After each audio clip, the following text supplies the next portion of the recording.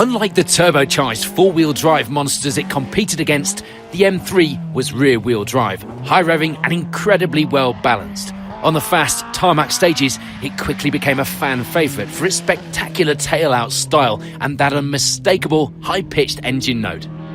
Drivers like Patrick Snyers and Bertie Fischer would give the M3 some of its most memorable performances. It wasn't always the outright fastest car on paper, but in the hands of drivers like these, it became a true crowd-pleaser, taking victories and podiums in national championships and proving a serious rival to the four-wheel drive machinery of the day. In recent years, the M3 has enjoyed a huge revival in historic rallying, with cars competing in the European Historic Rally Championship and on National Historic Series. Specialist teams have brought these machines back to life, and modern drivers are once again thrilling rally fans with the same sideways style that made the M3 a hero more than 30 years ago.